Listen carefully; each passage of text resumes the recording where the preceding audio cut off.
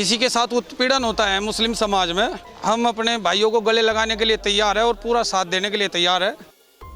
दोस्तों, दुनिया में एक तरफ इस्लाम धर्म में कन्वर्ट होने वालों की संख्या तेजी से बढ़ रही है, तो वहीं दूसरी तरफ मुस्लिम आबादी वाले देश इस्लाम को छोड़कर हिंदू धर्म अपना रहे हैं। कुछ दिन पहले आपने मीडिया की खबरों में देखा होगा कि कैसे दुनिया भर के देश में इस्लाम के खिलाफ मोर्चा खोला जा रहा है। चीन और जापान भी उन देशों में शामिल हैं जो इस्लाम की कट्टरपंथी से परेशान हैं और उसे अपने देश से खत्म करना चाहते हैं। लेकिन मुस्लिम आबादी वाले देशों में अचानक हुए धर्म परिवर्तन ने सबका ध्यान अपनी तरफ खींच लिया है। जी हाँ दोस्तों, एक नहीं बल्कि 15,000 से ज्यादा मुसलमान इस मुस्लिम देश में हिंदू धर्म अपनाकर इस्लाम छोड़ चुके हैं। इतना ही नहीं, इस मुस्लिम देश की राजकुमारी ने भी इस्लाम को छोड़कर हिंदू धर्म को अपना लिया है। कौन सा है वो देश और किस राजकुमारी ने किया अपने को हिंदू धर्म में कन्वर्ट, जानने के लिए आज के इस वीडियो को पूरा जरूर देखिएगा। वीडियो में आगे बढ़ें उससे पहले अगर आप एक सच्चे हिंदू हैं तो सब्सक्राइब करें फैक्ट मंत्रा चैनल को और बेल नोटिफिकेशन को ऑल पर लगाएं ताकि कोई भी वीडियो मिस ना हो। दुनिया में इस्लाम और ईसाई धर्म, ये दोनों ही धर्म ऐसे हैं जो अपने धर्म को छोड़कर दूसरे धर्म को आसानी से नहीं अपनाते और दूसरे धर्मों के लोगों का कन्वर्शन अपने धर्म में करते रहते हैं। खास तौर पर इस्लाम एक ऐसा धर्म है जो जोर जबरदस्ती और माइंड वॉश करके इस्लाम में दूसरे धर्म के लोगों को कन्वर्ट करने में सबसे आगे है।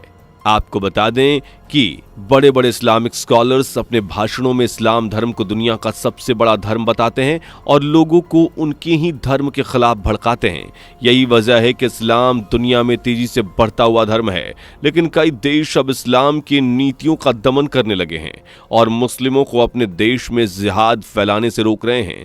चीन जैसे देश में मुसलमानों को दाढ़ी रखने और खुले में नमाज पढ़ने की इजाजत नहीं है। यही नहीं, चीन में मस्जिदों को तोड़ तोड़ कर उन पर टॉयलेट और शराब के ठेके खोले जा रहे हैं। इसके अलावा यूरोप के कई देशों में भी अपने देश का तेजी से हो रहा इस्लामीकरण रोकने के लिए कदम उठने लगे हैं। एक तरफ तो गैर मुस्लिम देश अपने देश में रहने वाले मुसलमानों को यातनाएं दे रहे हैं और इस्लाम के खिलाफ सख्ती से पेश आ रहे हैं, तो वहीं दूसरी तरफ मुस्लिम देशों में भी इस्लाम को मानने वालों की धज्जियां उड़ाई जा रही हैं। मुस्लिम आबादी वाले देशों में इस्लाम के कट्टरपंथी स्वभाव के खिलाफ खुद मुसलमान भी आवाज उठा रहे हैं। इराक के कुछ महीने पहले महिलाओं ने नकाब पहनने और महिलाओं का शोषण करने के खिलाफ सड़कों पर प्रदर्शन किया था और अपने बालों को काटकर यह संदेश दिया था कि वह भी खुली हवा में आजाद घूमना चाहती हैं और अपने फैसले खुद करना चाहती हैं। इस्लाम की इसी सोच के कारण इंडोनेशिया जैसे मुस्लिम आबादी वाले देश में रहने वाले हजारों मुसलमान ने इस्लाम धर्म को छोड़ दिया। जी हाँ दोस्तों, क्या है पूरा मामला, चलिए आपको बताते हैं। दोस्तों, इंडोनेशिया एक ऐसा देश है जहां पूरी दुनिया के सबसे ज्यादा मुसलमान रहते हैं।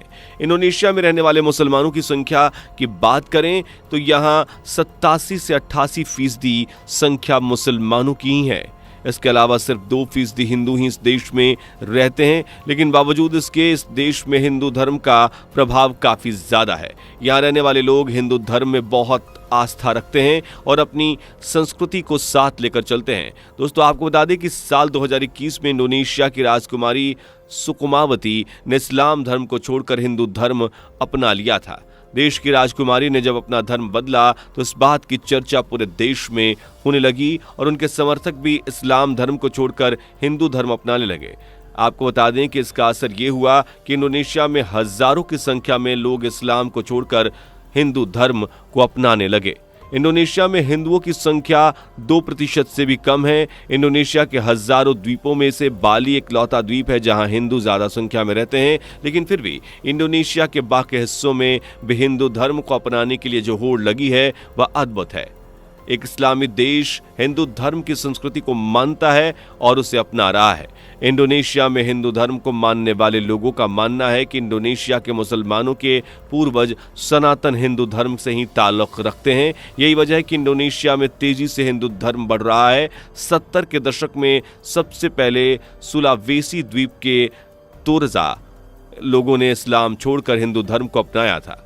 इसके बाद धीरे धीरे आम लोगों ने भी इस्लाम को छोड़कर हिंदू धर्म अपनाना शुरू कर दिया था। इस्लाम की कट्टरपंथी सोच और दबाव से तंग आकर लोग इस्लाम को छोड़कर हिंदू धर्म अपनाने के लिए मजबूर हैं। इंडोनेशिया के जावा शहर में लाखों मुसलमानों के हिंदू धर्म अपनाने की कहानियां आज भी मौजूद हैं और आपको बता दें कि उन्हीं में से एक सुदेवी थी और उनका जन्म और परवरिश एक मुस्लिम के रूप में हुई थी, लेकिन उन्होंने बाद में अपनी मर्जी से इस्लाम को छोड़कर हिंदू धर्म अपना लिया था।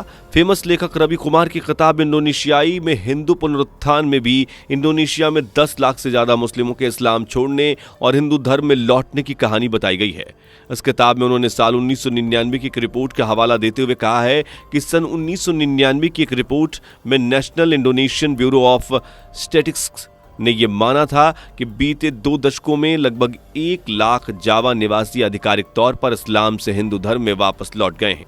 साल 2017 में जावा की राजकुमारी कांजेग महेंद्राणी ने भी हिंदू धर्म अपना लिया था, जिसके बाद उनके समर्थकों ने भी इस्लाम को छोड़कर हिंदू धर्म में अपनी घर वापसी की थी। इंडोनेशिया के संस्थापकों में से एक सुकर्णो के परिवार के भी कई लोगों ने इस्लाम को छोड़कर हिंदू धर्म को अपनाया है और अपना पूरा जीवन हिंदू संस्कृति में बिताने का मन बना लिया है।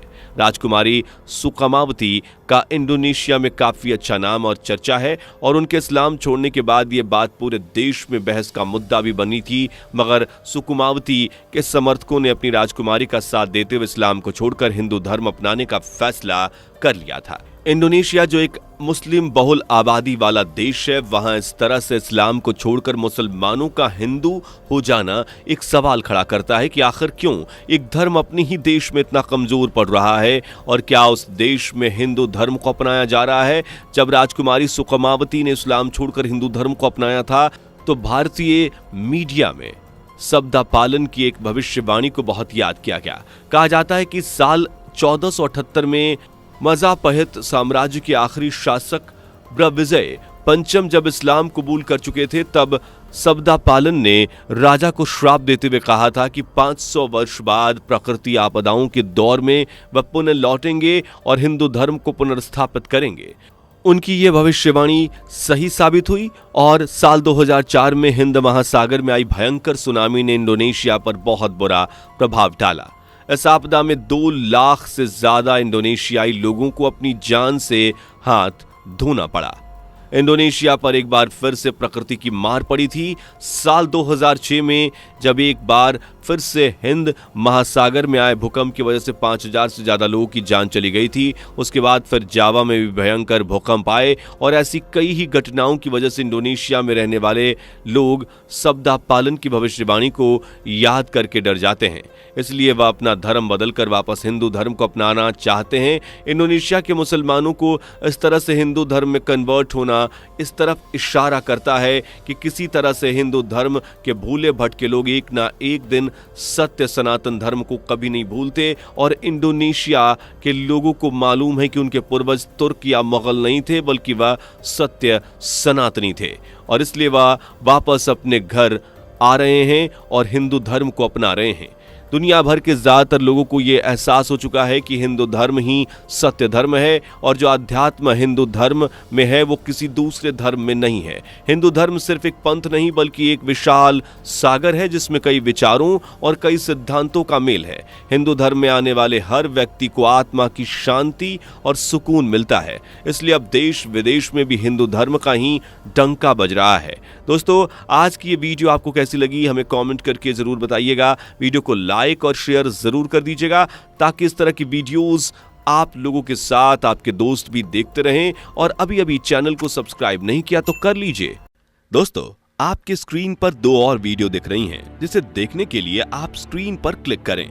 दोनों देखिएगा, बहुत अच्छी वीडियो बनी है।